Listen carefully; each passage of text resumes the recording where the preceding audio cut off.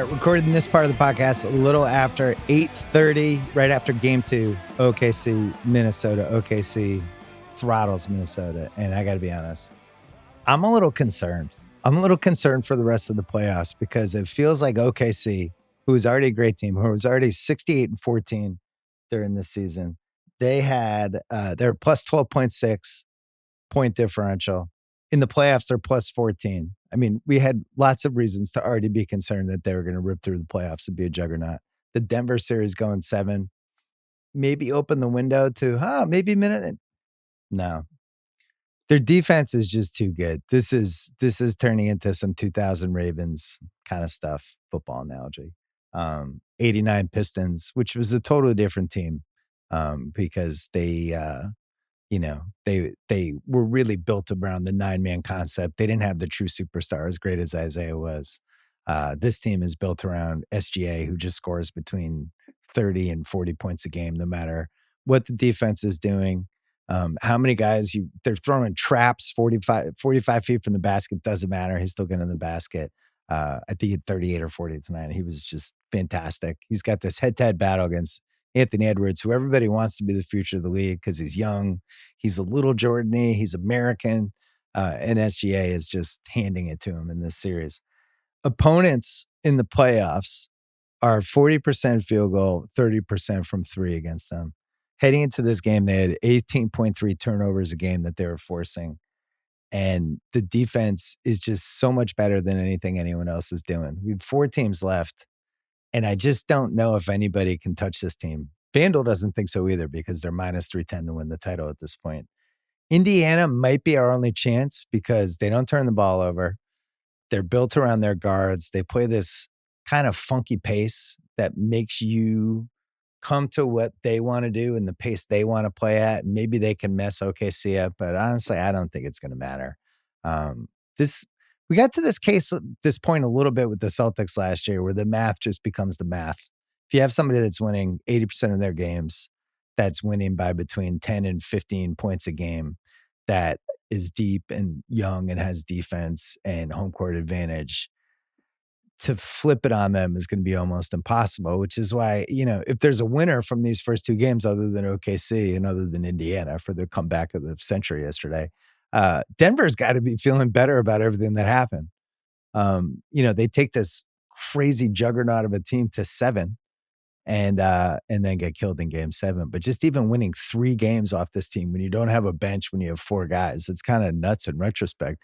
OKC might only lose 3 games in this entire playoffs the way this is going. So they're 78-17 for the season right now. And if you go historically, I did this last year because it seemed like the Celtics had a chance to go 80-20 in this season. The Bulls were 87-13 in 1996. That's the mark. I don't know if anyone's beating that in our lifetimes. Lakers in 72 were 81-15. The 97 Bulls were 84-17. 17 Golden State is 84-16. And then the 67 76ers were 79-17. And this OKC team right now is 78-17.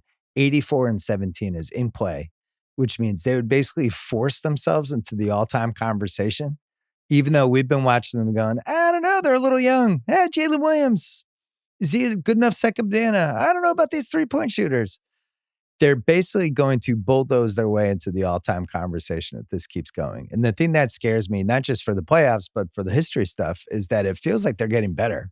It feels like defensively, the whole flying around like pit bulls thing, now they're turning it on and off. In the second quarter, by the way, I bet on Minnesota today. I thought Minnesota was going to show up big time. Scott Foster was there, the extender. I was just like, all right, this is all the makings of, whoa, I can't believe Minnesota tied the series. And in the second quarter, they kept getting it to 1 point, 2 point. And OKC, they do that thing they do. They get a stop. They get a basket. They get turnover. They get a basket. They get another stop back. And then it's a 9-point game. And you're like, what just happened? I was just talking myself into Minnesota being up at halftime.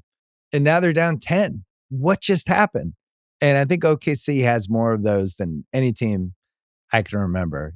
There's been some great defenses over the years, and I still feel like the early 90s Bulls and the 96 Bulls and the 89 Pistons. The 04 Pistons were amazing. Um, this team has a really weird gear where all of a sudden they can go on an 8-0, 10-0 run, and it feels like a fluke as it's happening. It's like, oh, that was a dumb pass. I can't believe he dribbled it off his foot like that. They force these teams to have the dumbest turnovers. Teams are throwing terrible entry pad. There was a sequence today where they tried to get the ball to Randall twice. One time, DiVincenzo just misses him by 5 feet. It was like an intercepted pass, like in football. And then the other time, he almost throws it away again. Like teams can't even throw entry passes against these dudes. So the relentlessness of them is really something else. And if they end up sweeping the Timberwolves, that's usually a good sign for the finals too. In the last 10 years, there are 5 teams that had conference finals sweeps. Only the 2018 Warriors didn't go on to win the finals, and that Clay gets hurt, Durant gets hurt. That was a stupid year. For Minnesota, my only note other than it feels like Randall got broken over the last 3 halves. Not a good sign for them. And the fact that Naz Reid can't hit threes anymore for whatever reason. They missed a bunch of corner threes. I actually liked how patient Minnesota was today. And they just kept missing like those get over the hump rally threes from the corners. My biggest note for them, it's round 3 of the playoffs, and you have an older team that's really physical. Where's the physicality? Why aren't you trying to bang this team around? Why aren't you trying to turn this into like an 80s type of series? There's one play where McDaniel shoved SGA from behind, and of course, they had to review it because God forbid you touch anyone. But I was like, why isn't that happening more? Why aren't they talking shit? Where's Ant? Why isn't Ant talking shit? It's almost like he knows OKC is better than him. So the one thing I want to see from them in game 3 is like go back to the Minnesota team. I remember that Minnesota team that even against like LeBron and the Lakers was talking the whole time. There's a chance Minnesota's just not that good and that they lucked out playing that weird Laker team in round 1 and then Curry gets hurt in round 2.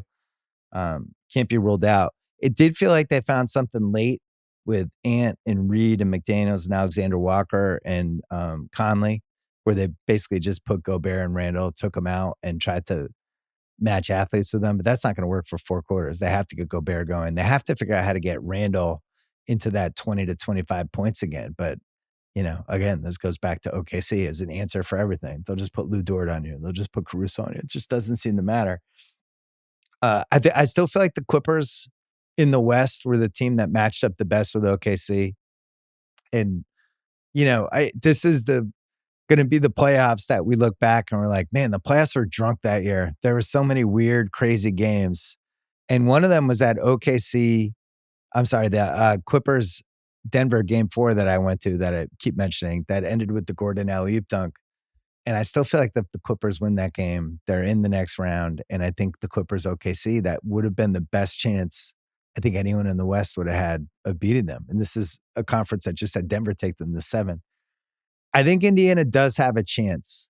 I don't think the Knicks with, basically 7 guys with the way that OKC would be able to just throw everybody at Brunson. They'd be able to attack Towns. I think it would be really hard for the Knicks on both ends in a 7-game series against them. Indiana, probably not easy either, but at least they could do the offense, the run and shoot, try to mess them up. And, maybe it's Indiana's playoffs. They've had 3 of the greatest comebacks in the history of the league. They had the single best comeback win I've ever seen. I tweeted it right afterwards, not knowing that, what was it? It was the first out of 977 playoff games where somebody came back from that deficit with 3 minutes left. It felt that way watching it. I was like, I'm pretty sure I've never seen anything like this before. It's the Neesmith game. It's the Halliburton, the bounce. Only the Kawhi against Philly, I think a ball has ever bounced that high and gone in a key moment. Halliburton gives the choke sign, but then it's going to overtime, and it seems like that is the biggest. Oh my God, that's going to come back to haunt him. Didn't come back to haunt him. And then, the other legacy of that game is how nervous the Knicks fans got. You can't blame them. They haven't won a title since 73, but you could feel the nerves coming through the TV on the OG free throws and the Towns free throws. So what's Friday night going to be like? It'll be a drunk, nervous New York crowd. It'll be an Indiana crowd playing with house money. And I'm not sure it's going to matter because it seems like OKC is just clearly the best team. Sometimes that's the way it goes. We'll see. Can they be historically great? Can they finish 84-17 or 84-18? Could they walk among the gods? We're going to find out. Interesting basketball weekend ahead. And speaking of interesting, Jon Stewart is coming up, and we talked for 90 minutes, and it was fantastic. And I can't wait for you to listen to it. We're going to have it right after this break. FanDuel is still your buddy for the NBA playoffs. Right now, all customers can get a no-sweat same-game parlay every weekend. When you bet the NBA playoffs, we have Eastern Conference games, Western Conference games this weekend. You can use your little special token on 3+ leg same game parlay or same game parlay plus or any playoff game. You'll get bonus bets back if you don't win. So if you're feeling like this weekend the Knicks aren't going to bounce back, that the Pacers snatched their soul, bet on the Pacers game 2. I'm looking at that Pacers game 3. I think with the over maybe on that Sunday. Pacers win over, maybe throw in a couple of Halliburton threes, whatever you want to do. You come up with your own same game parlay. There's no better place to bet it than America's #1 sportsbook. Visit FanDuel.com/BS. Get a no sweat same game parlay every weekend of the NBA playoffs. FanDuel, official sports betting partner of the NBA. You must be 21 plus and present in select states or 18 plus and present in DC. Opt-in required, minimum 3-leg parlay required. Refund issued as non-withdrawable bonus bets that expire 7 days after receipt. Max refund $5 unless otherwise specified. Restrictions apply, including token expiration. See terms at sportsbook.fanduel.com. Gambling problem? Call 1-800-GAMBLER. Visit rg-help.com. This episode is brought to you by Degree Original Cool Rush Deodorant. Remember last year, people got really mad when Degree changed their Cool Rush formula. One dude even started a petition. What was up with that guy? Well, guess what? Degree listened. They admitted they messed up. They're bringing back the original Cool Rush scent, and thank God. You've got to love when a brand can own its mistakes, and it's in Walmart, Target, and other stores right now for under $4. Grab some. Find out why it's been the #1 men's antiperspirant for the last decade. By the way, you should put that on, especially we're about to hit the summer. It's getting sweaty in the summers. The original Degree Cool Rush is back, and it smells like victory for all of us. All right, we're taping this on Thursday morning. Sadly, we agreed to do this well before Knicks Pacers game 1. Jon Stewart is here. I didn't know if you were going to cancel. I didn't know what kind of Simmons? What do you want? Why are you bothering me? You were so happy like a week ago. This is the power of the playoffs. This is how it goes. This is the elation, the joy of each victory, with the knowing knowledge of you're about to be emotionally thrown over a cliff, and it's fuck, man. But you didn't go last night. You sent your son, who he went with his boys. Is he a blank slate for playoff disappointment because it's been so bad? Oh, yeah. What is his history? His history is, so listen, I've thrown him down on Mets, Giants, Rangers, and the Knicks.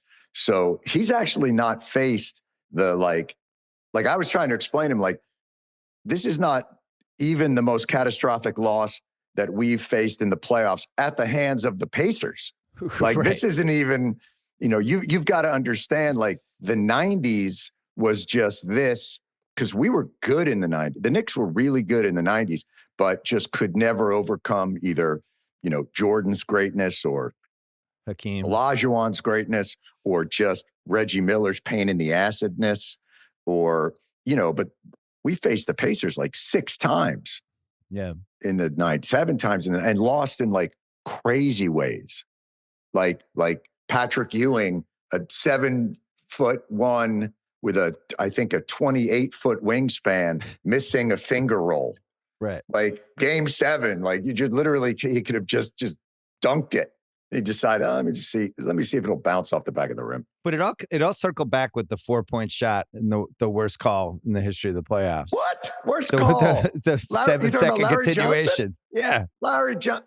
Let me tell you something about Larry Johnson. That was, as a matter of fact, and I'm glad that you brought this up because it's important for us to discuss this. Larry Johnson suffered at the hands of that and won. And I'm glad that he got the call because he was a fragile flower. You know that. Larry Johnson had a very bad back. Right.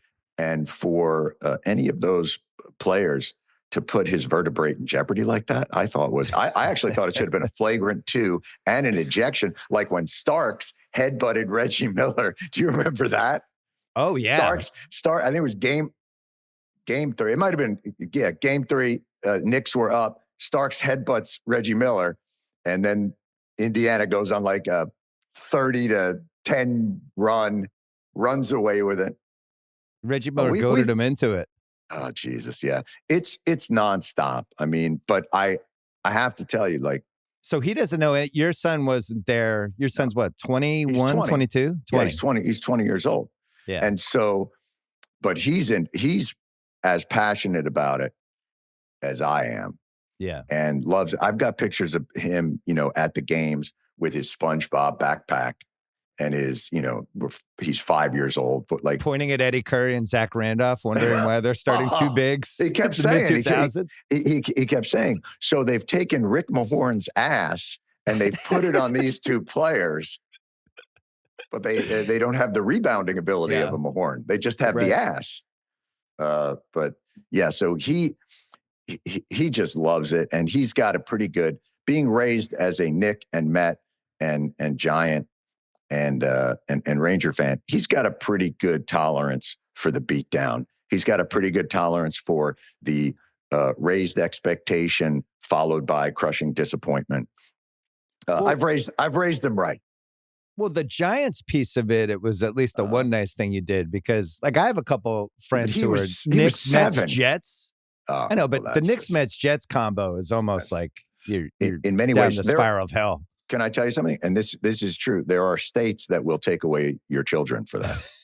There are that they will bring in child abuse. They will bring in DIFUS if you go down that route for too long. But the nice part about it is he always has like his excitement around the draft or things like that. Like there really is because there are so many sports teams here, and it is really a nonstop, and I'm always listening to the fan or, so whenever we're in the car, he just sits back and laugh at like Joey from, Queens or, Frankie from Iceland. Like, what are they doing? Right. So he loves that shit. So I had I talked to a bunch of Knicks fans last night and today, some of whom were there. Are you on a crisis hotline? Is that what you're No, it's just a lot of people reach out to me. I'm like a sports therapist. A friend of mine said, "It's bad, man." A friend of mine said the Charles Smith game is still the nadir, and that nothing will ever compare to walking out. First of all, the vibe at the end of the game, and then this complete silence leaving the arena, he said was unparalleled.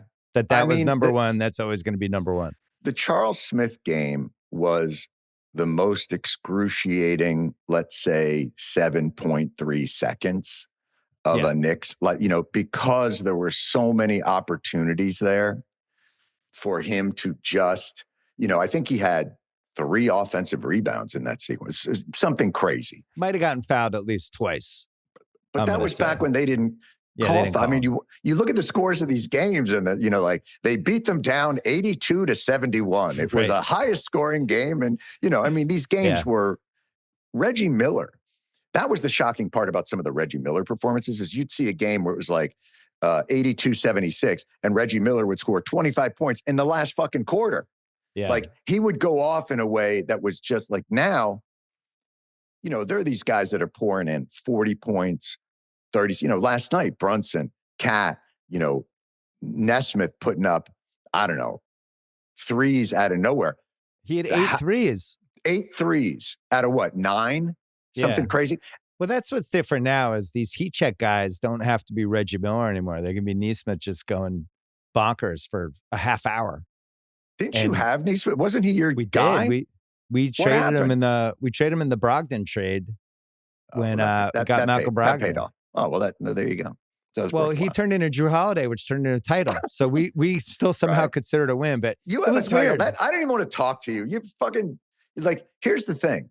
If you were a Knicks fan, you wouldn't even be able to still talk to me right now after what you went through with the Celtics. But you have that 16 championships that have stocked up. You have a resilience in your body. New England has been on the most outrageous championship run that will sustain you. You're like camels that It's have like just come having out of an antibodies. oasis. Like I got COVID early, That's right. but then now my system can fight it. You're like, you know what you are? You're like Sherpas at Everest. Like you don't actually even need the oxygen. You just go up there and you climb up and it doesn't even fucking matter. Well, I will Very tell you upsetting. this. When they Yes. lost the first 2 Knicks games, I did not feel that way. Because that was a double choke job. Being up 20 in the fourth quarter of 2 games in a row. But once you've won the championship the year before, like at a certain point, you go oh, you know what? Hey, that was a terrible thing. But hey, we won the championship last year. That's what I'm saying. You have a food reserve. Like we've been starving, dude. We won in 73. I'm 62 years old. We won when I was 10, 11 years old. You have the picture over your head of the big four there. Yeah, big five. That was 4 or 5. I can't that's five. see. It's, 5. You can't see because of the little block there, but it's Willis Reed, Dave DeBusschere, Bill Bradley, Walt Frazier, and then Dickie Barnett, who just passed away, actually. But and that's them in the locker room after I think the first championship. That might so have been when 70, did you have 71. enough juice to start getting Knicks tickets? Like when you had the MTV show? When did you start? Yeah. When did you become a regular?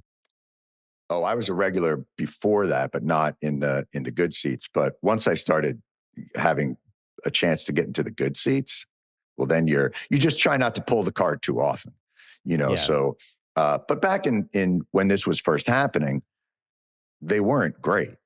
So it wasn't until Melo got there and Stoudemire that you even had competition. Like back so in the 90s, you could just get them? Oh, no. 90s, I didn't have the juice. I didn't have the juice. No, I could get the occasional. Like what I had the juice for in the 90s. Not even after the faculty? Like that's hardcore. I didn't think he'd go after the acting career this soon. Who's going after it? I like the faculty. I'm coming off a loss. I'm coming off a terrible playoff loss, and I should be received with a certain TLC, a certain kind of warmth and graciousness. You did die halfway through you turned into an alien. Did I die? Or did I, in the closing credits, in the bonus credit scenes, come back miraculously with a patch over my eye and a thumb bandage? That was the one I always ask Robert Rodriguez, I go, let me get this straight. How do I come back? Like, didn't that dude fucking put a pen through my eye? I lost the lower half of my body and turned into an alien and lost my eye. The whole thing. And Robert's like, it'd be funny. All right. We don't have to have it's a sea creature that, comes to life in a swimming pool and turns people into, who defends your acting career? Who's that? Should be nobody, but go ahead. No, our beloved James Baby Doll Dixon. James Dixon?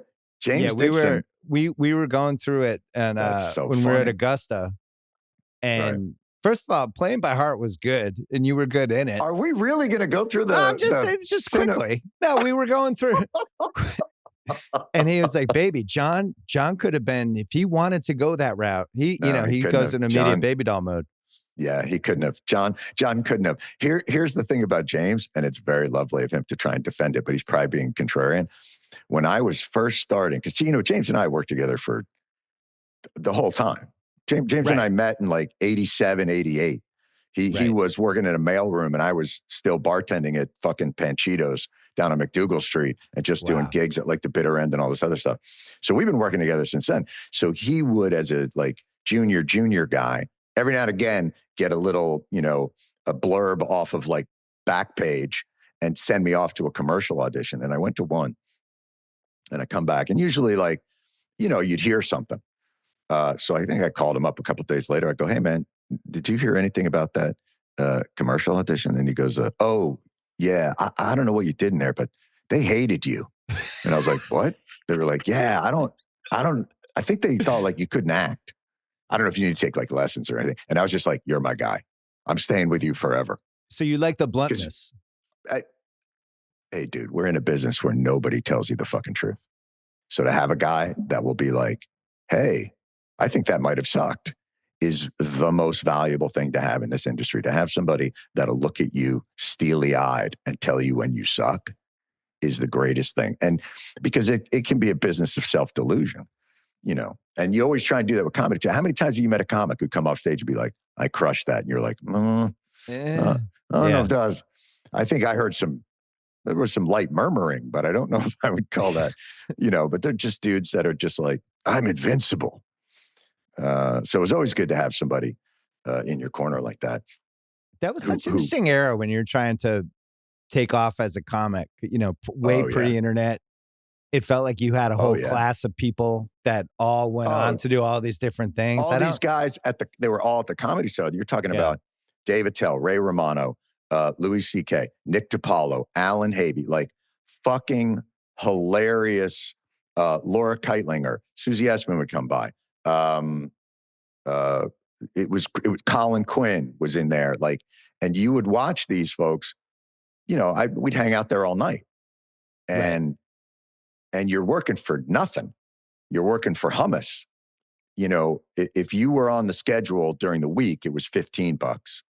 On the weekend, I think it was 45 or 50. But mostly, and I was working as a day bartender at Panchitos. So, Is Panchitos like a Mexican place? What was it? No, it was an Indian restaurant. What maybe Panchitos? I don't know if it's some guy named Bob Panchito who's some Knicks fan. It's a sports bar. It was a guy named Bob, actually. That was a nice, it was this really like early on blender drink Mexican restaurant, not a chain. Imagine like some margaritas, frozen margaritas, all that stuff. Dude, being a bartender there was a nightmare. You had like a 3, 4, 5 page just frozen drinks. They'd like a creamsicle and a Greenwich blend, and you're just, but as the day bartender, I don't know if you've ever been a day bartender in a restaurant, but nobody comes in. You're the prep guy. So you spend your day cutting limes so that the night guy can fucking clean up. That's your role. Like, because you couldn't be the night guy because you're a comic. Because I'm a comic. So I couldn't make the money. I could only make the drinks for the night guy to make the money. And then I'd go work for hummus. It was and I have to say, happy as I've ever been. Just loved it. Loved it. Loved it. Imagine that. You're fucking 24, 25 years old. You're in Greenwich Village. I'm living down near Canal Street, sharing a room with a dude. I live in a little loft bed. He lives on the bottom of it. And you're living this like bananas dream that nobody ever thought you would ever do. Like, it's not like I was destined for greatness. Like, it's not like people, were like, that kid's got it. Like, it was a ridiculous whim.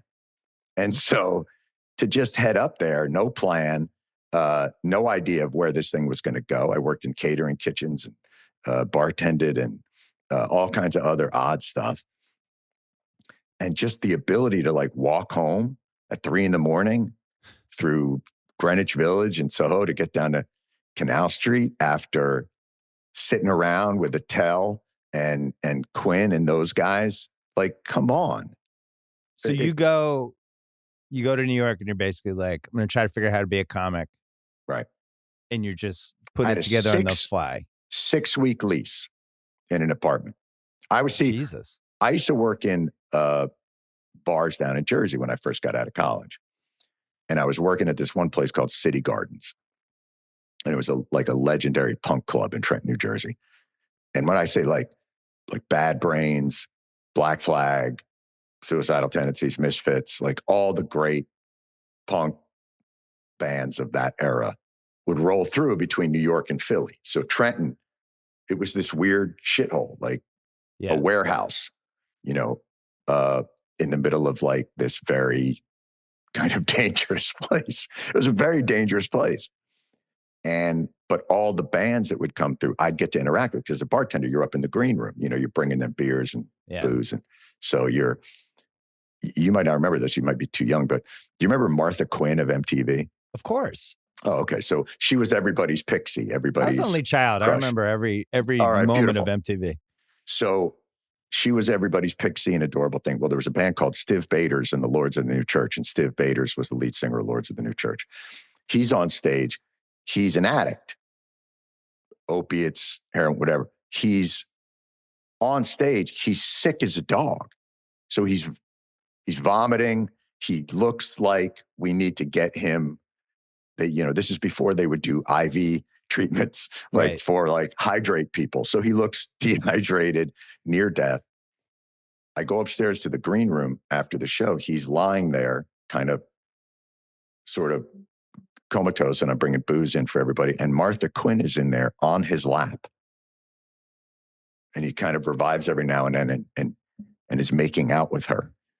And I was like, boy, this industry is really, it's not what it appears to be on television. It might be a little darker than what I had originally surmised. Yeah. Oh my God. It was a wild place, but it inspired me because I talked to these guys and they'd be like, what do you do? And I'd be like, I get you drinks. And they're like, is that it? And I'm like, kind of.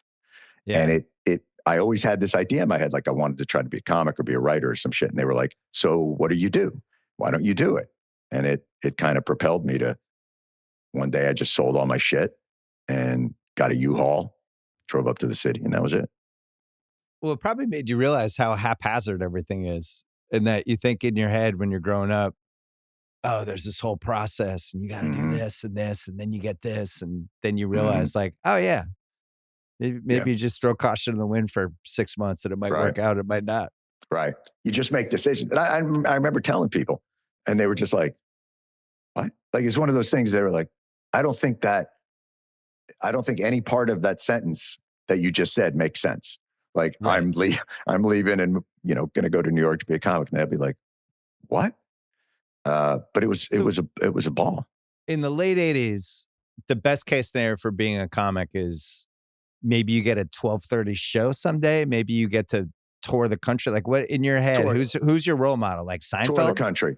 Yeah. Well, no, those guys were so far above and beyond. Look, but I mean, like if you're shooting for the stars, who are you looking at? That's the thing. I wasn't shooting for the stars. Right. I wasn't thinking like that. I think maybe that was partially how I was able to kind of endure whatever indignities get thrown your way. Like, how many times can you go to Carlos in the kitchen at Panchitos and go, hey, man, any chance you could make me like dinner and then maybe a breakfast too that I could put in a tin and just take with me? Like, it's a lot of indignity. I'm a grown man at that time. Like, I'm sharing a room. Like, when was the last I shared a room when I was a kid? Like, when was the last time you shared a room?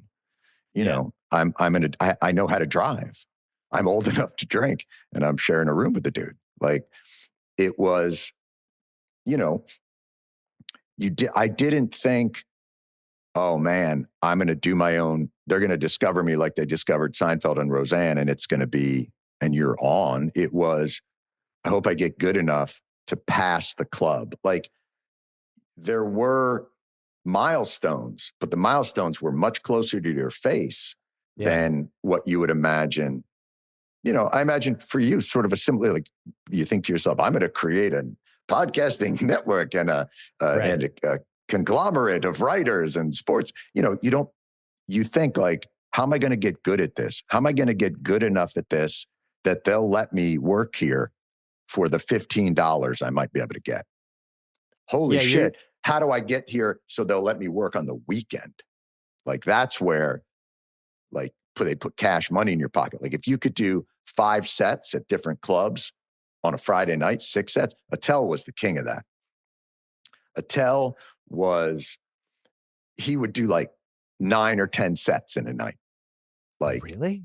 Oh my God. The most industrious, like, you would barely see him. He'd wander in real quick with the cigarette dangling, go up on stage, bang out 20 minutes of fucking hilarity, pop into the subway right uptown. Because you had to go, the circuit was the Cellar downtown, Boston Comedy, but you also had Comic Strip, Catch a Rising Star uptown, Stand Up New York, although they did like weekend bookings. So you had a bunch of places, but you had to travel. Caroline's at the Seaport, then in Midtown. So it was like a little troubadours. How long did it take you to get good at it? I'll let you know when I get good at it. God. Well, when did you feel like, okay, I actually feel like I somewhat know what I'm doing here?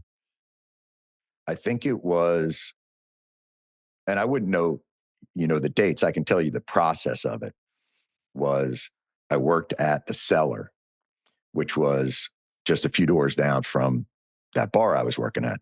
Yeah. And this guy, Bill Grunfest, and Rick Chrome, who sort of ran it and booked it, let me hang out there every night. Not obviously on the weekends where the real comics were.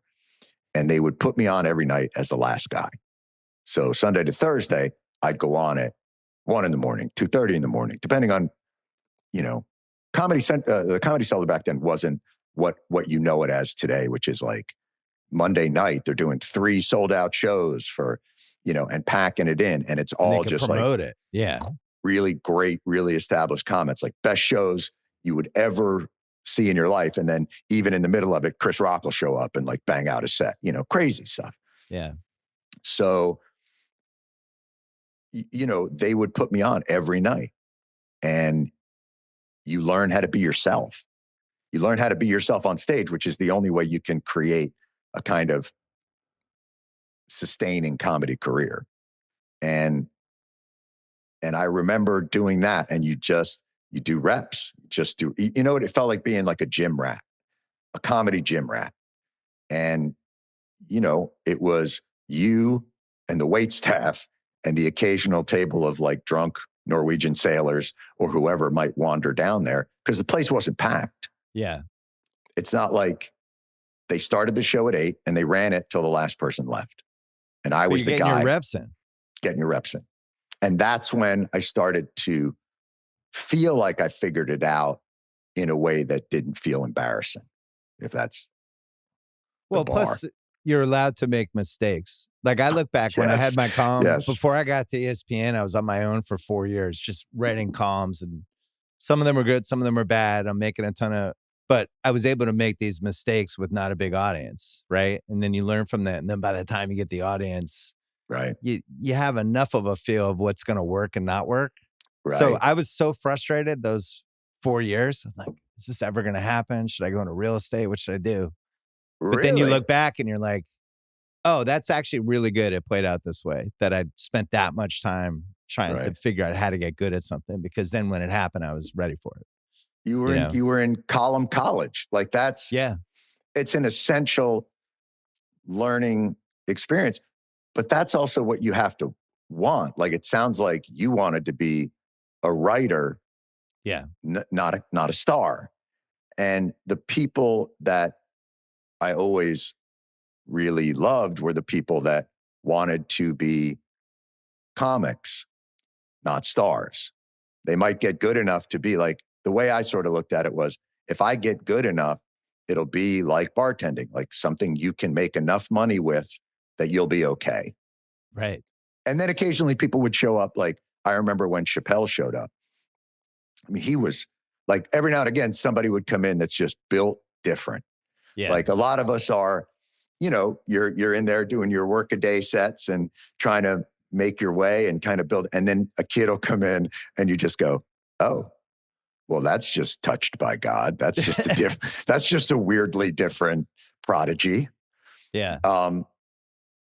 And I always felt good at not feeling mad about that. Like, I remember seeing Dave and just going like, I love that. I love that kid can do that, rather than feeling like, oh, why is that guy so good? Because I was being threatened by it. Right. Because I watched a lot of guys where bitterness stole whatever shot they had. Like, I always tried to maintain that feeling of, no matter, like, people will say, like, when did you think you made it? And I'm like, here's when I made it. When I left Trenton, that's when I made it. Like, everything else is gravy. Like, you tried the thing. Like, that's all you can give yourself as an opportunity, and work your ass off at it. But like, you always try to maintain that kind of feeling of proud of yourself, no matter what happened, because you did the hard thing, which was to cleave yourself from your old life that would have been fine. Well, the funny thing about your industry at the time is you have all these damaged people who are really good at what they do, and a lot of them are just preternaturally bitter. They're just going to be bitter anyway, and super mad at everybody who's more successful than them. That's part of the comedy industry. But I didn't find that to be the general, like, that was the reputation of comics is like damaged people doing a damaged thing. Like Yeah. they were the funniest, smartest, nicest, like often warmest people you'd ever come across. Like we all have our shit, Yeah. but this idea of like, what's up, sad clown? Masking Right. your pain. Like it didn't feel that way. It felt like people excited to be in this very fertile, creative environment. I mean, we all we wrote for like Caroline's Comedy Hour, and Comedy Central came on board in the middle of it. And like some of us got like little jobs there. Like, but it felt, I can only imagine like a creative scene that, if not relevant, was at least like it was constructive. It was like you felt the excitement of it because we were getting to do what we wanted to do. Like it was a crazy, wonderful, weird, dumb life. I think the thing I was always jealous of from afar, when I moved out here to work for Kimmel and he was dating Sarah. Right. And Sarah had this whole web of people, and it was almost like a sports team. Yeah. And she knew everybody, and she they was all down there looked out early for on each other. too. Yeah. And she was unbelievably good. Another one that was just young, but really fucking good. Kind of knew what their voice were. Yeah, but the way they all pulled for each other and how they knew everybody, and they were I was like, wow, this is not what I expected from the comedy industry, that it was a little more rowing the same way than on the boat than I kind of thought. You would get a dick or two, but it was the exception, not the rule.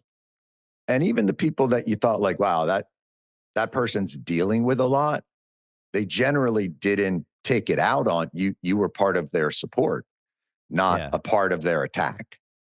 So I have nothing but ridiculously fond memories. And I'm sure there's a little gloss of nostalgia, that carries over maybe some of the tougher times. Yeah.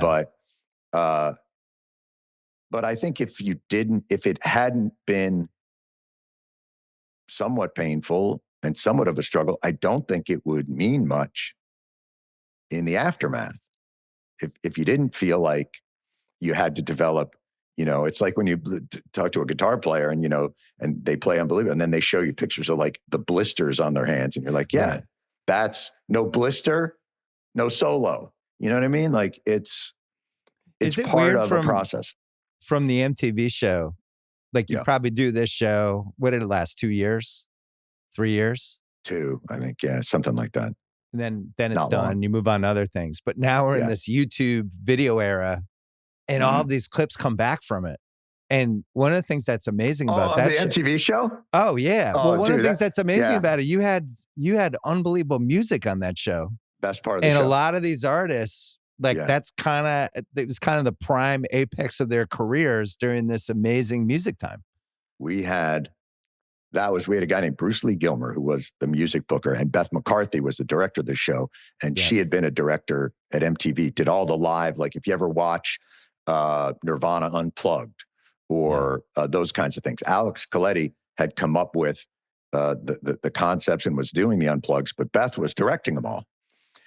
And you see, even in that Nirvana Unplugged, that little moment where like Kurt turns and smiles to the camera, that was Beth going like, are you having fun here, Kurt, at all? Right. Like, but she's, to my mind, like the greatest live music director of all time. Like she's just phenomenal. She went on, she did, Saturday Night Live, but she directed our show, our dopey little show, for the whole time it was on. It's the peak of alternative. That's right. Hip hop's coming super hard at that point. Yep. Just everything is humming in 93 and 94. When we were done at MTV, we went over to Paramount, and I think the first week on the air, the musical guests were Public Enemy and Johnny Cash. And that was the breadth of it. Biggie Smalls was on, ODB, Wu-Tang, Mike Watt came on, and Grohl played drums while Eddie Vedder and Pat Smear played guitar for him. Jesus. Like it was insane. Slayer, Danzig. Like, it was the breath of it. I always enjoyed Glenn Played Danzig. Mother, baby. Played Mother. Now that was somebody who knew what his persona was. Yeah. No, I love those guys. And they were all like, again, like, I know the reputation, like, oh, everybody comes on and there's attitude and all that shit. None of it. Like, they were all hanging out in the green room with, Trent Reznor and Marilyn Manson. Like, it was crazy. And it was so much fun, but the music was so good and such an important part of it. And like, we were able to sneak in, Guided by Voices and Bad Religion and bands that were like not quite mainstream, but really great. Buffalo Tom. Right. Counting Crows were in there, I remember. You had a bunch of them. Just, it was an incredible, that was my favorite part of the show. Loved it. I thought the show, I don't know, I thought the show was good and it had a weirdly important place in pop culture because MTV, that was the height of MTV. Beavis and Butthead, all that shit. You know who didn't? Well, were the executives that were in charge of the program when they canceled it. No, the MTV one, actually, we did really well in the ratings. It was when we went to Paramount and got syndicated that's when it went. I blame that on Baby Doll. Completely. I told him, I said, don't do this. No. He's like, baby, it's a lot of money. We got to do this. No, it was, what happened was Arsenio left and Paramount owned MTV. And so they bought us to do that. And that was it. But we didn't realize, like, you'll be on at 3 a.m. in Houston and 11 o'clock at night in, Atlanta. But even that was a great experience. And to go to our earlier point, when you get canceled and your name is on the show, like when they come into the office and go, that show with your name on it, I've had the experience. It's not great. Bye. Right. Yeah. It's not great. But what's better than waking up the next day and going, oh, I'm still alive and I can still write jokes and I can still do the shit that I love to do. And it won't maybe in that venue, but I can go off and do it. That's the crazy part about, I think, the way that people view the kind of stereotypes of the businesses that we're in. And I heard Jack Antonoff actually sum this up really well. I can't remember the interview I was watching, but Jack Antonoff was talking about going into music. And he would be like, I'm thinking about going into music. And everybody would say to him, like, what are you, crazy? Music? What do you think you're doing? But if he had said, I want to be an astronaut, they'd all be like, yes, fantastic. But then he goes, but how many? There's like 7 astronauts. Music is everywhere. Like, why wouldn't they say, oh, you love music? That's amazing. It's everywhere. And they view these careers as like not safe. Yeah. As a lark, as an indulgence. But comedy is everywhere. Sports are everywhere. Writing is everywhere. Like, why wouldn't you say to somebody, oh, if that's what you love, you'll probably work your ass off at it. And you'll probably end up, you might not get to here, but you might be fine. You might make enough to make a living and have a family. Like, why wouldn't that be encouraged? I think so. Yeah. Oh, good. No, I was just going to say, so that when the cancellation came, as hard as it was also freeing. Because I realized, like, oh, I still get to do the very thing that I came up here to do. Yeah. Well, I think the difference now, the potential of becoming either famous or successful seems easier because we have all these different levers you can pull now. Like somebody could just start a video podcast on YouTube and actually get an audience pretty fast. Oh, yeah. Right? I think people do that, right? Yeah. Yeah. Oh, they definitely do. So first of all, you can have an audience too soon. Second of all, you have the potential of this could happen to me soon, which I think skews the brain chemistry a little bit where you're like, right, why isn't this happening yet? It's been 3 months. And I think what was different about our generation was you never really thought it was going to work out. And if it worked out, that would be great. But there was no, wasn't like there was like this prize in the bottom of the Cracker Jack box. You're like, man, I really hope this works out, but I have no idea if it is. Now it feels like it can work out, which I think why people even get more and more frustrated when it doesn't, Yeah, maybe the key to our generation was a utter lack of confidence. That was Gen X. I mean, and right before Gen X of like, this actually might not happen. There were viral sensations back when we were younger too. It was just a different mentality. They didn't have the, I'm sure there was an analog to Hawk Tua, back in, but it was would probably be somebody like Donna Rice or one of those type of people. Donna Rice, that's the perfect analogy to, although, somebody that came up through notoriety and maybe infamy, but didn't necessarily have something attached to that, but then took those opportunities beyond that to go on all kinds of, write a book or be on shows or that kind of shit. You're listening and watching the Bill Simmons podcast presented by FanDuel, our friends, America's #1 sportsbook, and they've made it easier than ever to get in on the action during an NBA playoff game, even after tip-off. Just look for the live SGP tab on the FanDuel Sportsbook app and build your own bet slip, then sit back, relax, track the outcome of your parlay right in the app. And if you don't already have it, download the FanDuel app today to make every moment more. The Ringer is committed to responsible gaming. Please visit rg-help.com to learn more about the resources and helplines available and listen to the episode for additional details. Must be 21 plus and present in select states. Gambling problem? Call 1-800-GAMBLER or visit rg-help.com. One of the things as we get older and we watch how culture changes, like one of the things that's so interesting to me is the late night host piece.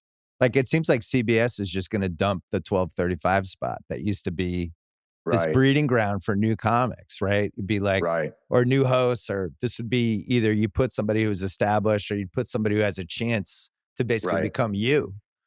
And now there's two problems with it. One is the audience is just dwindled to the point that it's like Kimmel and Colbert and Fallon and Seth, and maybe those are the last four we're going to have on network. But then the other piece is, if you're going to try to get somebody young up and coming, is that even a good move for them in the same way? Are they just better off being on the road, going around? Like, I would think those people would rather be Nate Bargatze, who's now doing basketball arenas. That's the issue, that's right? Like saying, I think those people would rather be the biggest comic in the country. Like, that's not really how it. But 10 years ago, Nate Bargatze, or 5 years ago, probably gets the 12:30 thing over having happened what happened to him, right? Because the old model of how it happens, you know what I mean? Or a sitcom. Or something along those lines, or other things. But now you're just better off going to the people and going on tour. But some of that is just ubiquity, right? So people don't.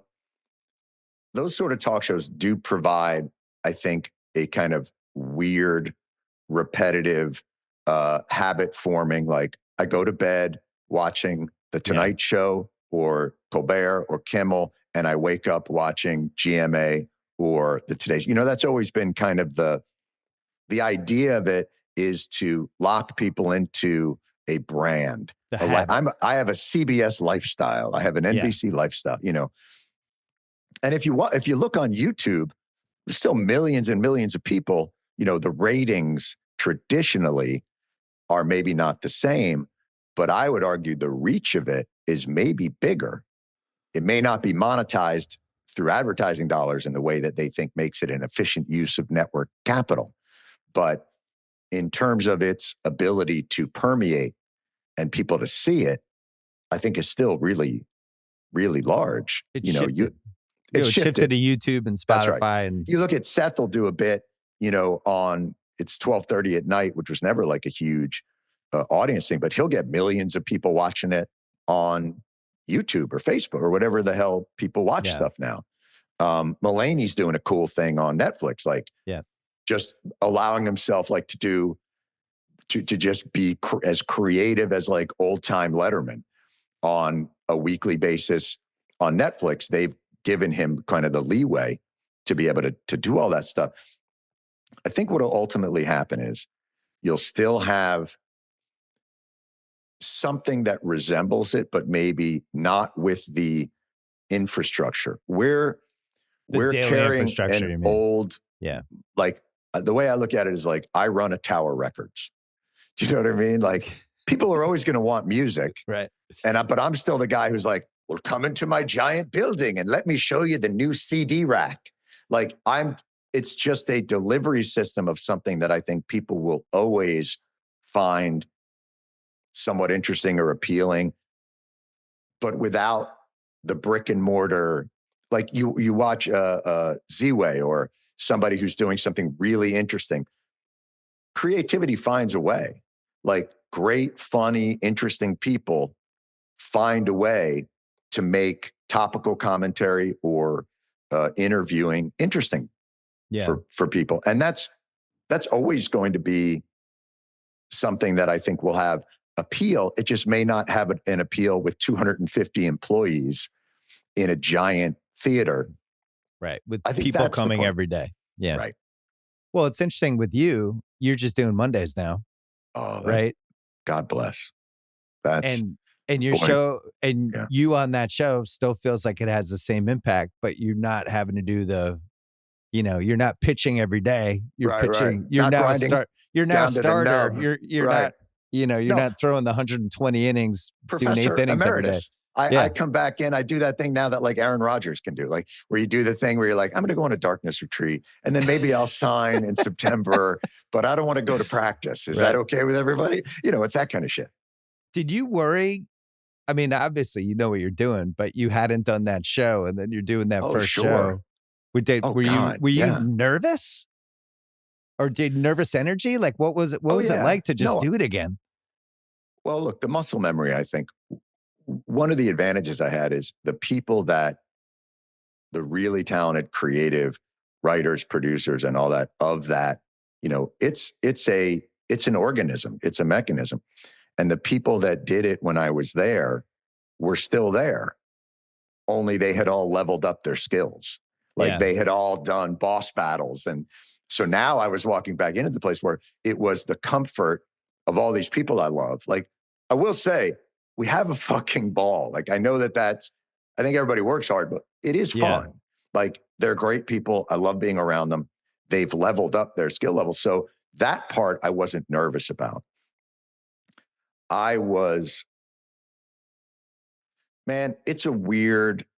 It's hard to describe the feeling.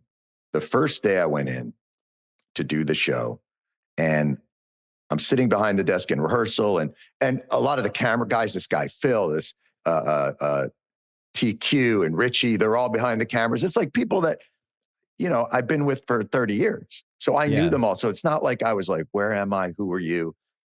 The comfort was there.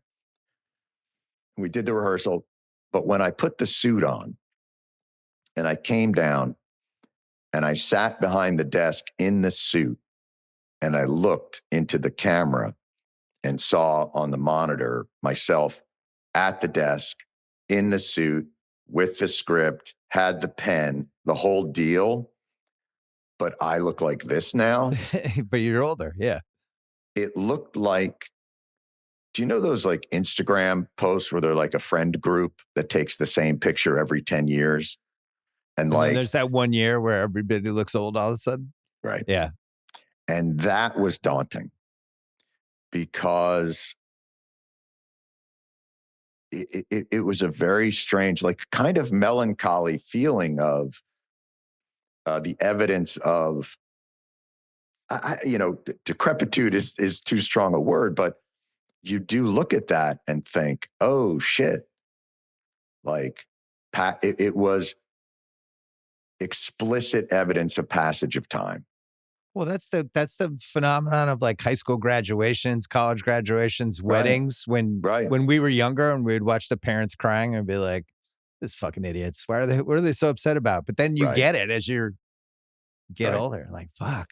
And as your kids get older, and so as I sat there, it really was a stark feeling for me, and also wondering if the audience would be able to get past it, to just hear the jokes and see all the thing, or if they would be distracted by this image that they had seen for so many years that was now so clearly in a different, a different age demographic. But you were out there. It wasn't like people hadn't seen you in 7 years, right? Not It's like much, it's man. yeah. I've been out there a bit. I've been on Steven's show a bit, but I really don't. As you know, James will tell you, I don't like to do shit. I like to be home. Not And only will he tell you, it drives him crazy. He just feels like you're costing him money constantly. It's like 4 more country clubs he could belong to. oh my God, that's so funny. Listen, I put enough distance on his pool that I feel very comfortable with the Baby, choices do I've you made. realize what John could do? Do you realize if he just committed for 1 year, what we could Uh, do? he'll tell you the worst ones are the advertisements, the commercials people would come with. And he'd be like, "What? That you don't understand. They don't make deals like this." And I'd be like, "I don't care. I don't use that product." Well, he just wants enough that he can brag about how much he helped you He and has helped me. the Listen, man, the I great got deals that he nothing. gets. All he wants to do is That brag dude about the is deal he got. the best at what he does of He is. anybody I've ever seen. And part of it is he doesn't play games. There's no like he's just like, this is what well, we're doing this. He doesn't try and trick people. He doesn't strategize around it. He doesn't try and take shortcuts. He just does his fucking job in a straightforward, like clear cut, honest manner. And the people that appreciate that are great to do business with. And the people that don't appreciate that are people you wouldn't want to do business with in the first place. Because there are, as you have probably figured out by now, a shit ton of liars in this business There sure on are. every level. Yeah. And sadly, I have to deal with them on the executive side now, and it's not great. Yeah. Really, No, really that part makes of it is absolutely, I'm sure, not what you got into. What's the part of this that you love the best? I think it's elevating people who have something that it could go to another level, and then watching it happen, I think is the most fun part, which I think you've had an incredible amount of experience with too. Like you think of It's pretty great. the Daily Show tree when you watch somebody that and you can watch them go Yeah. from here to here, and if you have like a tiny part of that, I think that's probably the Man, best part. watching people level up, whether as writers or the executive producer of the show, Yeah, Jen Flans, who's the executive producer of the show, who like that show wouldn't happen without her. If you're looking at the special sauce, like she's the keeper of the formula to the Krusty Krab. Like she knows what's right. up. She was a PA when I got there Wow. in 1999. She was in the building before I was. She was a production assistant. And you just watch, she was just a killer, just smart as shit. And like, you just watched her get better and better and better and level up and level up. And, making her executive producer was one of the easiest decisions of my life. Like it's Right. just easy. Um, when that first show you did back, you did all the Biden stuff, and people were surprised that that was your first thing, and Yeah. immediately became polarizing. And then Yeah. we look back, and it's like, all right, People maybe the time were not was right for that surprised. show. People were mad. Yeah, There was, really I mad think, at you. yeah. Why is he doing this? Why is he Mary bringing Trump all this up? called me a threat to democracy. There was a while there was like you and Charlemagne, and I don't think anybody else was Yeah. saying anything. Oh, Charlemagne's so I love listening to him. Yeah. He just cuts through it. But Yeah. it's just been crazy to watch the last year, and especially you did your show on Monday about Jake Tapper's book when he's on TV the whole time, Right. not saying anything, and then it's like, I've got some news. I thought that was, that's why your show, I think, as long as you want to do it, it's so essential because you're just taking these little things that are happening and then tweaking them and presenting Right. them in a way where like, oh yeah, that's kind of fucked up. Well, I think the process is it continues to be sort of what it always was, which is it's not a reexamination of news. It's really a kind of reexamination of what you think are the most absurd aspects of these institutions that we like. To me, that first Biden bit we did was that. Yeah. Like, I was watching this with a sense of like, am I insane? Like the idea that we're not looking at this as that, we are supposedly in the most dangerous election of our lifetime, the only way we will fend off forever fascism. And we're not going to put our best foot forward.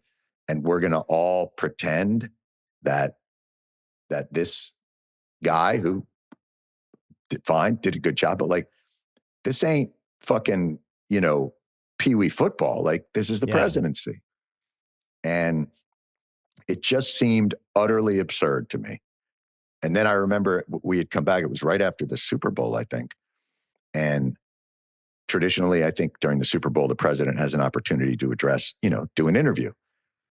In the middle, so this is the run up to the election. You have a chance to do an interview and and they decided not to do it, but rather put out TikToks of him like eating chocolate chip cookies. Right. And seems like a red flag.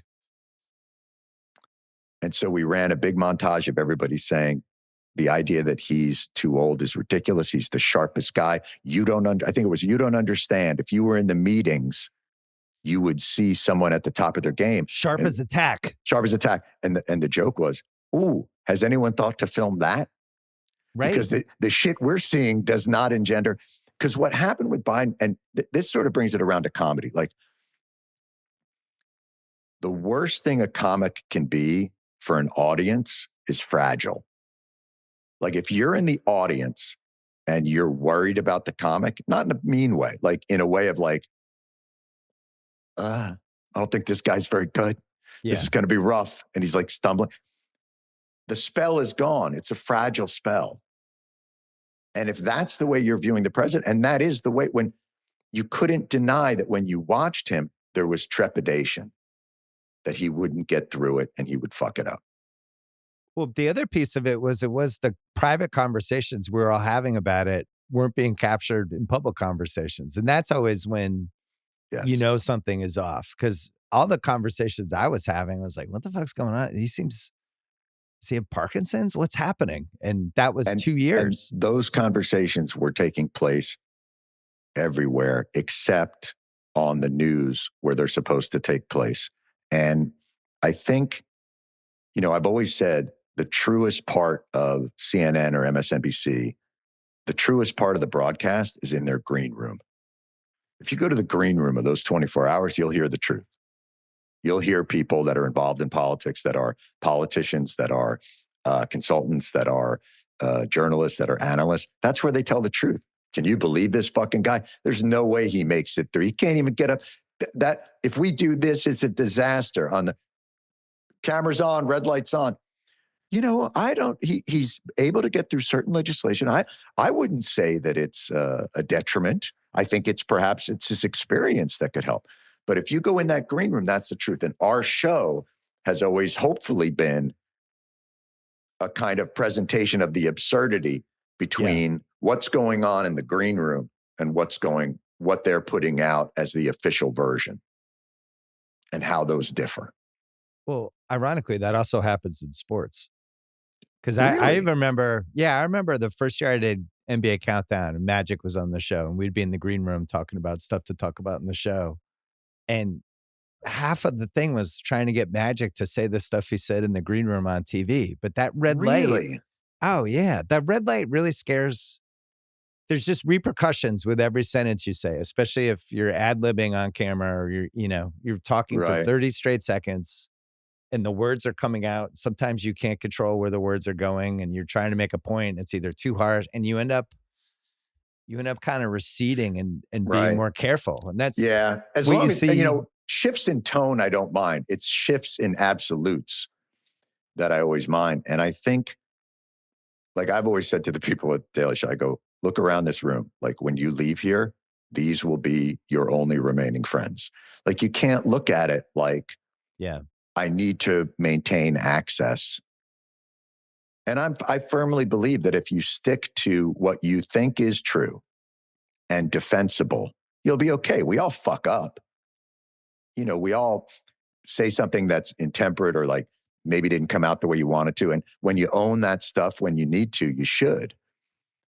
But boy, when we put on this, and you and I are wrestling fans, when you put on this kayfabe. And now I'm starting to feel like the whole thing is kayfabe.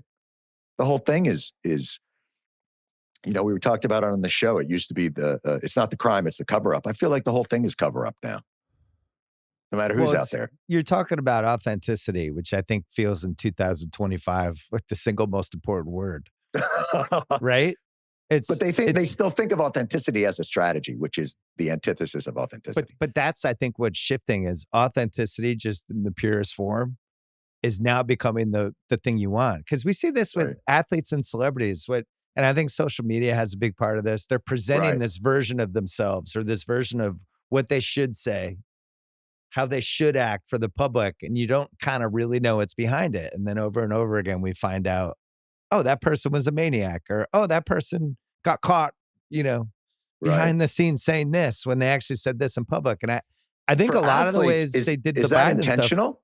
Is that for athletes? Do they have people kind of that are working with them on that to make it that way? I actually think the decision was kind of the turning point. And then there's social media pieces too, but the decision went so bad for LeBron and was such a bad kind of move, and it's kind of just such a bad unforced error, that I think it reconfigured how people think about when they do something. Right. Do you have to think about all the ramifications, good and bad? And then that leads to this weird social media personas everybody has now that you've no idea what's real and not real. If you look at it and go, well, geez, if somebody who is as great as LeBron can face a backlash, I guess what chance do I have? I mean, Jordan was very, famously was like, I'm staying out of the fray. And, but then you see the 30 for 30s and, the Last Dance and all that. And you're like, oh. Well, the gambling stuff with him was way worse than I think people remember. I mean, he's giving interviews on the pregame show like, I do not have a gambling problem. It's like watching a politician. Right. But now, I still think there's I think we have some athletes now that feel authentic to me. Right. In everything they do. And you kind of know who they are. We don't have to do the list, but right. And then there's some people that still feel like they're trying to present some version of themselves that they think we want versus whatever it actually is. And ultimately they get called out for it. I think, there's that. Right.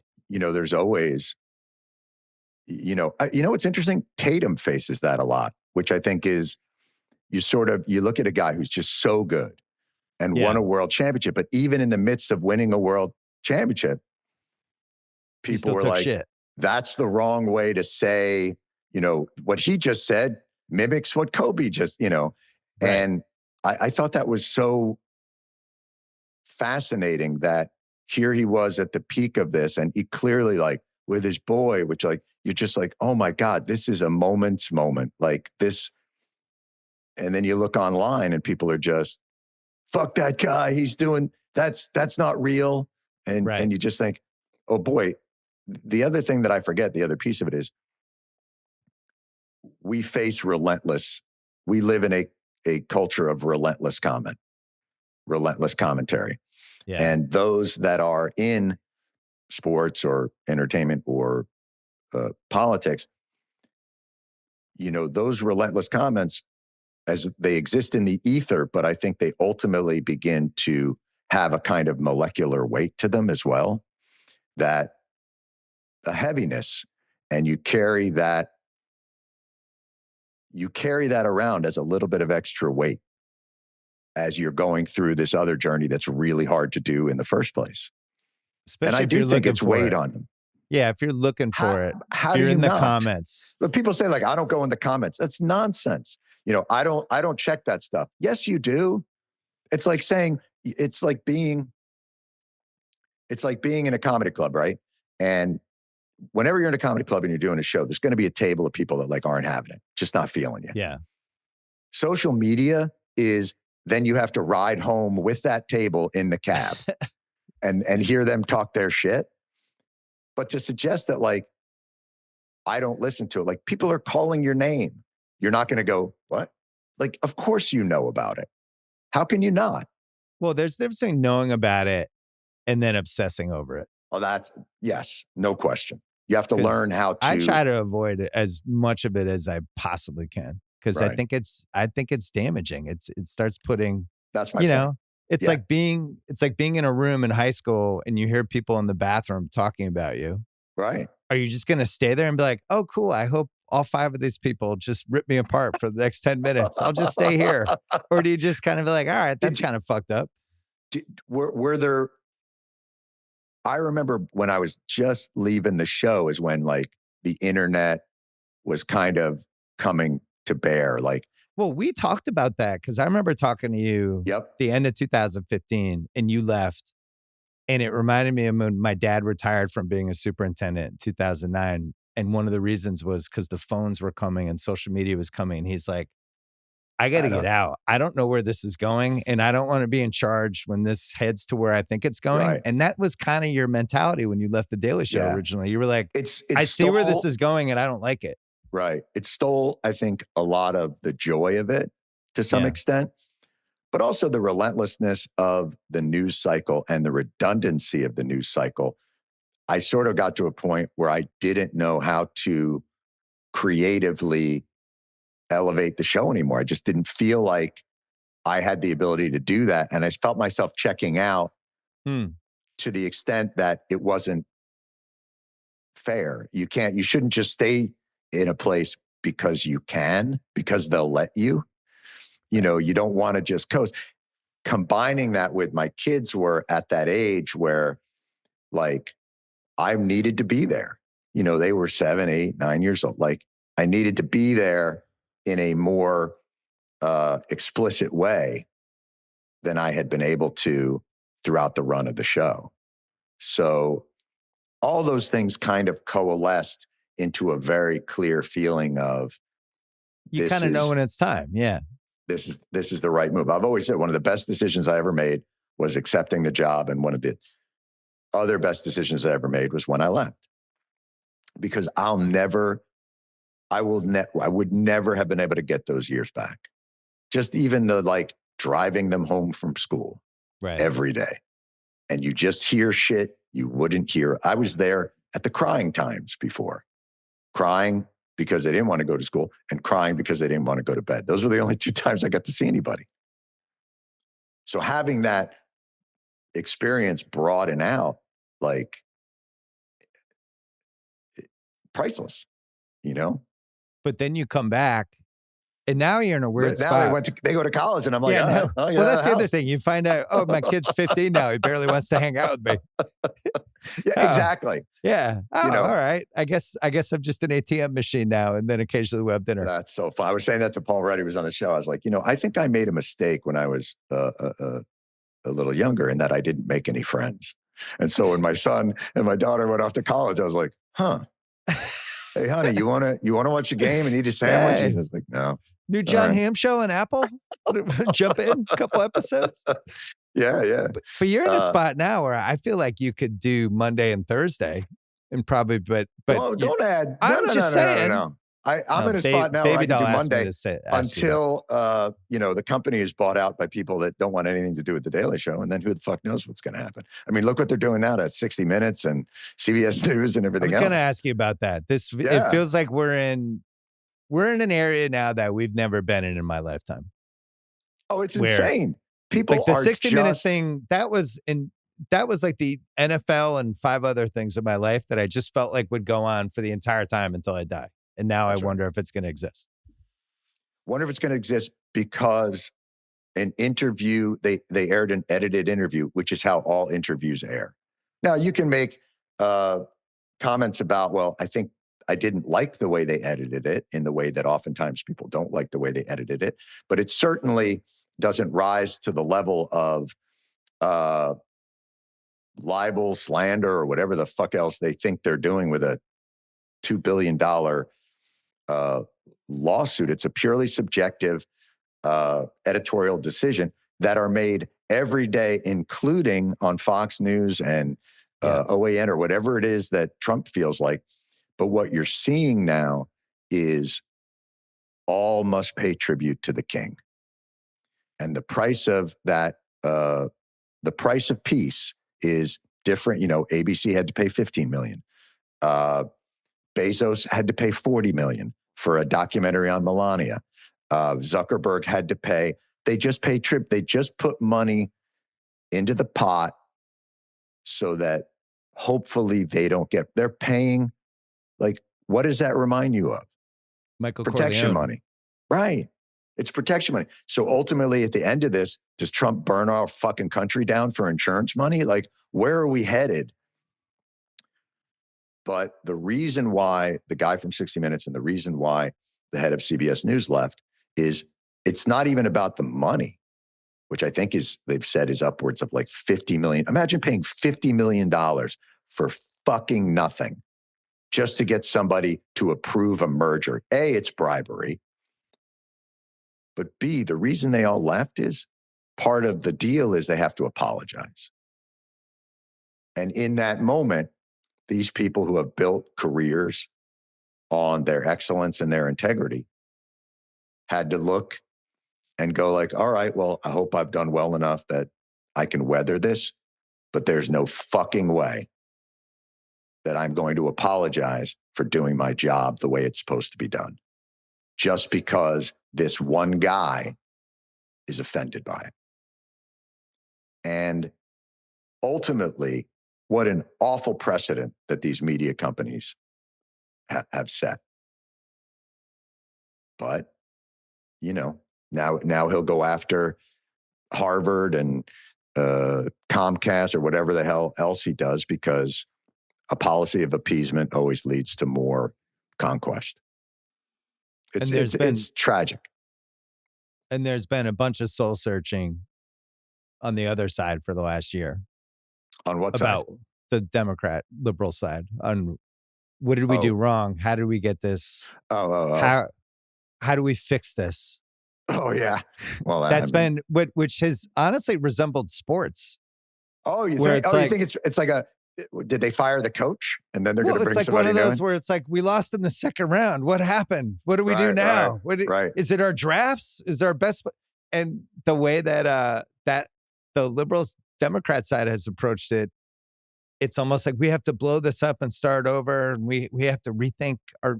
Right. And I don't feel like it's a 6-month fix. Because a lot of the same issues are on that side with, authenticity, honesty, the same kind of media machine set shit. The stage for it. The corruption of the system sets the stage for these kinds of disruptions. Yes. Like I'm convinced that the Iraq War and the way it was prosecuted and the fact that Bush and the Republican, that the establishment Republicans that led that charge, that is what opened the opportunity and the door for Donald Trump to demolish and take over the husk of that party. They had so destroyed their credibility that for somebody to come in with a new idea, take a hold of that apparatus and turn it on its head was exactly that. That was set. The ground was set because of the actions of in Iraq and all those other things. This and what happened with Biden and everything else will set the stage for a similar opportunity in the Democratic Party. Whether or not someone is able to grab that apparatus and build something powerful and effective out of it will be the real trick. And we might not even know who that would be. But certainly the opportunity right now is there because the status quo, right, of that party is tainted. Everybody's got it on them. Almost everybody. Which means that it really opens the door for somebody to walk in and go, I'll take your infrastructure, but the rest of you motherfuckers have to go. Or you have to get in line, and this is the new way that we pursue the vision for whatever the Democratic Party is going to be.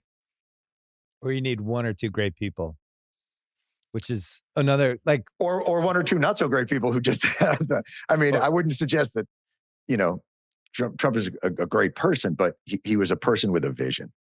And when things are in disrepair, vision goes a long way. Vision and will. And I think it's entirely possible. And I think it's actually, the opportunity is there. I just hope that they seize it in the right way and don't just paper over, which is what you tend to think they're going to do. We have 2 years here to figure it out. Not you, but just what? Just the country. It's funny. My friend Van Lathan was over last night, who works for the Ringer. Right. And we were hanging out in the kitchen, actually watching the Knicks game. And he was asking my son about what he's studying in history, and he was talking about the 50s and 60s and some of the things Right. he's learning. We were talking about the 60s. It was just one of those weird kitchen conversations. We were talking about all the great people in the 60s and then how many of them were murdered, or in the case of like Muhammad Ali, they wouldn't let him box for 5 years, and all the Right. ways it got fucked up. But we just had this unusual collection of awesome, interesting, one of one people all at the same time for whatever reason. That's right. And I wonder, can that happen again in the 2020s or in the 2030s? Is that even possible anymore? Where we would just have this confluence of oh shit, hey, No, we have this absolutely. person and this person and this person. Maybe we're in good hands again. I mean, I think circumstance dictates the people that rise to those challenges. And I absolutely think, opportunity almost never goes wasted. Like I think someone always steps up and steps in, maybe not to the extent that we'd want it to, or maybe on the other side, but I always remain optimistic because there's too many. Look, I do too. On an individual basis, there's just too many fucking good people. Yeah. And I don't think these things all go in sort of cycles, and those cycles change. And as they say, the arc of the moral universe is long, but it bends towards justice. But what people don't say a whole lot is, but it doesn't bend by itself. And there's a whole bunch of people trying to bend it the other way. So those things are necessary. But I think you also have to have kind of a more clear-eyed view of what it takes to bend that thing and where you want to bend it. And there were. How old is your son now? My son's a high school junior. Can I ask you a question? And this is a Yeah. personal question. I hope, and I don't want you to be upset with me. Does he forgive me? Oh, for the wrestling? Yeah. When you ruined the wrestling event? That you were the big surprise? I sent you the video. My son was like, who the hell is Jon Stewart? His son is like 7 years old. He's cursing me out. Yeah. The kid was cursing me out. What is this asshole? Who is this? You were the big swerve in a pay-per-view. Yeah. And my son thought it was going to be somebody else. In SummerSlam. And it was a match between Rollins and Cena. Yeah. Cena was going to win his record championship, and I was the swerve. I jumped in. But we should explain. You were in the exact same position I was in with my son. We're at that stage where you just want to impress your son. Your son loved wrestling, and you're like, "This is the most impressive thing I can do for my son." Kid. That's right. But this leads to you taking a giant bump. But I jumped out of the story. Boy, did I take a giant bump on that. That might have been the dumbest move I think I've made. And I was not, when I took the bump, I was not a young man. I think I was probably like 53, 4, 5. Like I was an old man taking an attitude adjustment from John Cena, which was stupid. We blame Baby Doll. Me and Jimmy and Sal. Can I tell you something? With that one, we were like, you left them. This is the most unprotected you've ever left a client. He just got Here's the thing where James attitude adjustment always has a problem. I do freelance. I do go rogue and I do shit, and then he'll just hear about it. Yeah. And he'll be like, what are you doing? And I'll be like, oh, it's just I got into a feud with this wrestler, Seth Rollins. You know, Nate loves wrestling. So we've been going to the wrestling matches and all that. And, don't worry, it'll be fun. Oh, yeah, no, they want me to do SummerSlam. He's like, what? I was like, yeah, no, it's this thing. I'll go. It'll be fine. And so at SummerSlam, well, it's actually on Raw where I took the bump. SummerSlam is where I ruined the match for Bill Simmons' child, who I didn't think would forgive me, but no, I think he's forgiven you. He's bump, over it. I can't forgive the bump because that was crazy. Even if you were like 35, that would have been a crazy bump. That's a bump like past your 20s. I'm not taking it. Part of it is I don't think ahead. So I don't really quite Did understand. Did they practice it with you though? Practice? They didn't take you in the back and do no, put you on the big nothing. Cena, So you had no idea. Comes in. I think here's what he said. Just tuck your chin, tuck your head, your chin, and I'll do the rest. And I was like, okay. Tuck your chin. Yeah. So you got to do this so that I guess your head's not out. So you really, I think it's to protect you from because I don't know if you know, the floor of the wrestling ring is not soft. Yeah. It's hard. It's on springs, but it's hard. It still hurts. Like a motherfucker. Yeah. So when we did it, now, to be fair, WWE was very thorough in their medical examination prior to me taking the bump. Okay. About 5 minutes before I was supposed to go out there, a guy walks in. He goes, "I'm the doctor." I go, "Okay." And he goes, "How you feeling?" I go, "I'm okay." And he goes, "Okay." That was it. Cut. Any problems? You ever have a heart attack? No. Okay. Yeah. No, you're good. Any major back issues? Have you ever been in a... Right. Oh, are you old and decrepit and made of hollow? Do you have the bones of a sparrow? Here, let's get you out there right now. So I went out there, and I'm up on Cena, who's gigantic and muscular, and there's no like, "Oh, let me drop you down with the attitude adjustment." It was the full thump. I hit, and the electricity went directly from the back of my head down into my coccyx and through my legs. Like, it felt like an electrocution, like you had plugged me into an outlet socket. It's probably like getting rear-ended in a car. It's like same kind of sensation. The whole thing. And they're like, "Just play it like you're hurt." And I'm like, I can do that. Yeah. Because I'm fucking hurt. Yeah. But the one thing I really learned through the experience is, if you're going to do something like that, tuck your shirt in. Because when you go down on an attitude adjustment on live television, and you got that big old white tuna belly just popping. I forgot about that. The belly popped out. The little tuna belly popping out of the jeans. That's not a WWE superstar look. This is rough. That's rough. I'm glad you survived it. Thank you. I took too much of your time. We got to end with the Knicks, though. All right. Are you going to game 2? So I can't. I've got shit. It's a holiday week. I've got some shit I got to do, but I'm hoping to get there next week. Yeah. And look, man, I've loved watching this team. I really do. It's the most talented Knicks team that I've seen them have in a really long time. Maybe since I've been really paying attention, except in the 70s. And what I also like about them is they're good dudes. Like, yeah, they're just easy to root for. They're hardworking. There's not a lot of like, look at me shit. Like, they're a fun, incredible group. This has been a ride that like you dream about a little bit. It would be great to get to the finals, but man, Indiana's a wagon. Like, it's going to be hard. But they're not out of it. I don't view it like I viewed the Celtics series. I view it like we could be in every game. But then, look, what was it? 138, 135. And before overtime, even, like, we're playing the Pacers style right now. And I don't know if we can survive that. Yeah. I don't know if we can survive that. What do you think 1993 Mike and the Mad Dog would have said about that loss last night? Mike, what are they doing there? Mike, it's a waste of time. These guys are oh, yeah, dog. That is the most humongous loss the Knicks have ever had. Dog, they're never gonna. You're never gonna see a loss like that again in the Garden. The Garden. Ever see that again. I've been going to the Garden since 1908. I saw Tunney fight Dempsey. I saw Tunney fight Dempsey in the Garden, 19, and that was the only time I ever thought same kind of thing. Dog. So, Mike. Yeah. You must have listened to that back in the day all the time, right? Mike and the Dog? Yeah. Was anything better than when they did the Oscars? Nothing.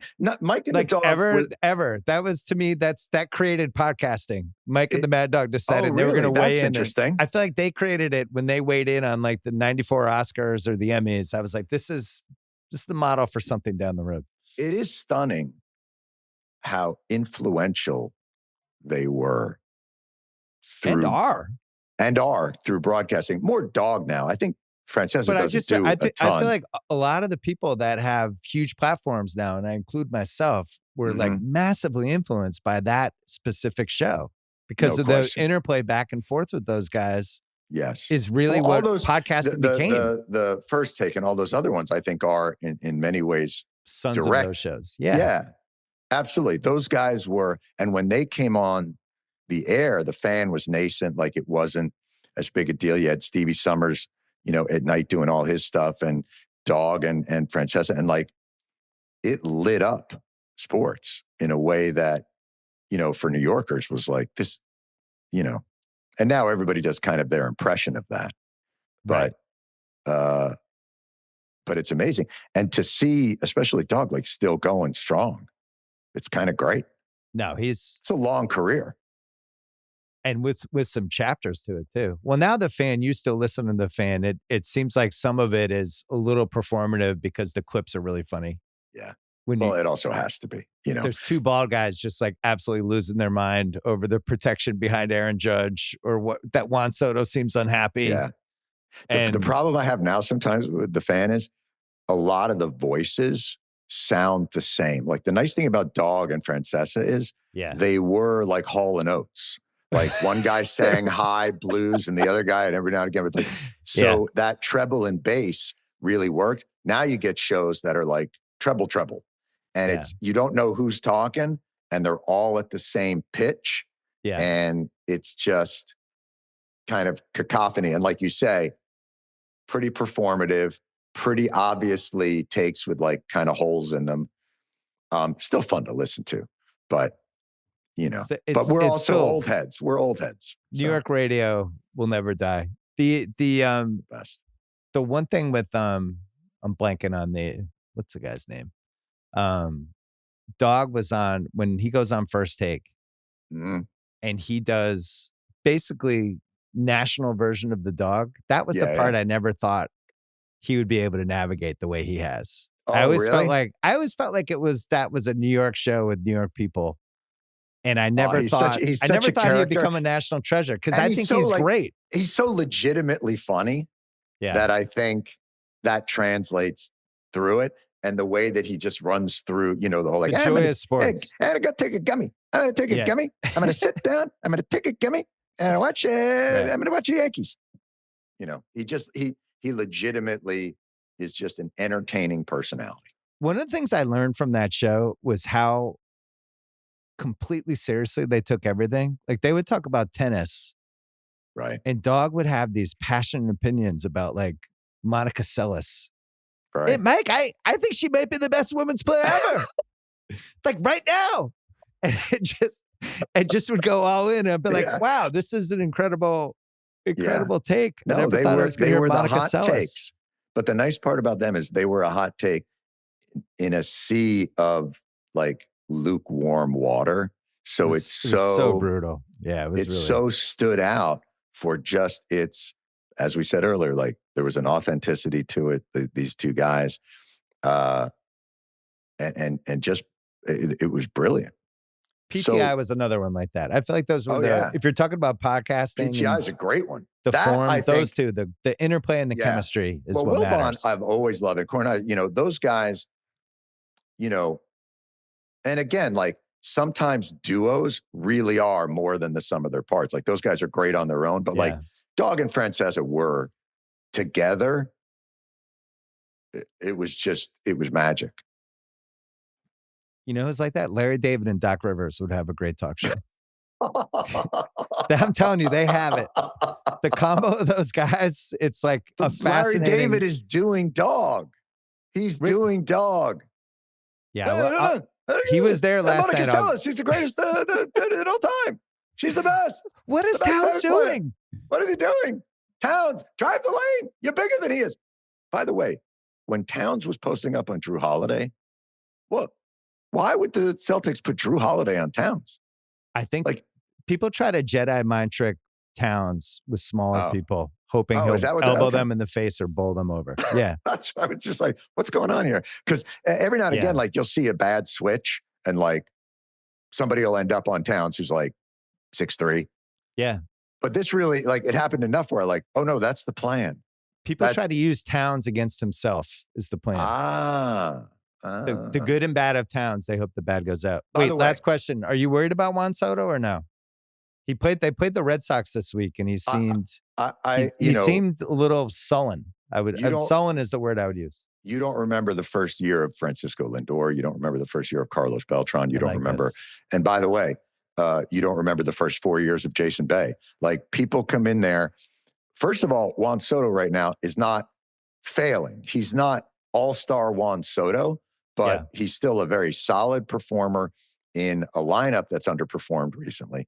But you're not talking about the emotions. He's played a much better outfield than I think people thought he was going to play. And I'm not going to read the facial expressions of a superstar that's going to be here for 15 years. Who already seems sad?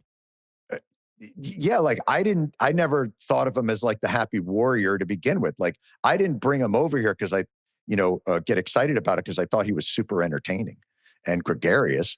I just thought, see, this is what Mets Nation needed. They needed this defense. Oh, but we're always worried about everything. Again, you're talking about a fan base that, like, whatever will go wrong, whatever could go wrong, goes wrong. Tyrese Halliburton throws up a fucking prayer. It hits the back of the rim, goes straight up in the air. And in any other universe other than the New York Knicks universe, it goes over the backboard. Right. That's the arc the ball is supposed to travel. It's the highest, other than maybe the Kawhi shot, the highest I think a game winner has gone, or a game tire. I've never seen anything like it. For God's sakes, the little stat track said the Knicks at 99.8%. They're going to, like, only in New York. New York Mets are going to go to the thing. Yoenis Cespedes breaks his ankle riding a bull. Like, only shit that can happen happens to us. And over time, you expect it. So, that's what they've done with the Mets is already fighting the gravity of our history. What Cohen has been able to do with them, what Stearns has been able to do with them, is to counteract the gravity of our history in a way that looks like we might actually be competitive for years. That's never been the case. That happened with the Red Sox when they specifically when they got Manny in 2000. They actually spent money on him, and it took a couple of years, but at least like the foundation was laid for, like, oh, we traded for Pedro, we got Manny. Right. Now we can actually like maybe fight the Yankees. You also built a farm system that started to bring up studs. Yeah. Like, that's the key. Like, the Mets, even before when Cohen was there, they were still doing shit like, all right, well, we want to be good. Who are the oldest pitchers we can pay? Find me two of the oldest pitchers and pay them more than anybody's ever gotten. And maybe they'll, make us good for 6 months. Now they've taken, Stearns has come in and completely flipped the approach. He's building a ground up, solid infrastructure. Will you win the World Series? Who fucking knows? The World Series it's a crapshoot, and the Dodgers are going to be there for a while, and the Yankees are going to be there. But they're at least you want to be sustainably good. Thank you. That's what the all Celtics you can hope had. for. And that's what Leon Rose and Thibodeau have done for the Knicks. It's much harder to keep going in the NBA, but because I don't know how you feel about this, but I feel like the NBA cap rules and all that other shit fucked it up. We've been talking awful. about it on my pod constantly. They fucked it up. How are we not able to pay Hartenstein what we wanted to pay him? That makes no sense. We wanted to keep that dude. I know. And we couldn't. The problem is they reward bad teams who throw away seasons and get high picks is a better strategy than just like signing players smartly, making good trades, drafting well, and then you somehow get penalized for it. But they shouldn't have been penalized for the Hartenstein thing because that was such a great signing. But then they had to lose him if anyway. They had been able to keep him, my guess is they don't do the Towns. Yeah. They would have run it back, still would have gotten Bridges, and then you would be a deeper team. Yes. I loved how when they were deeper.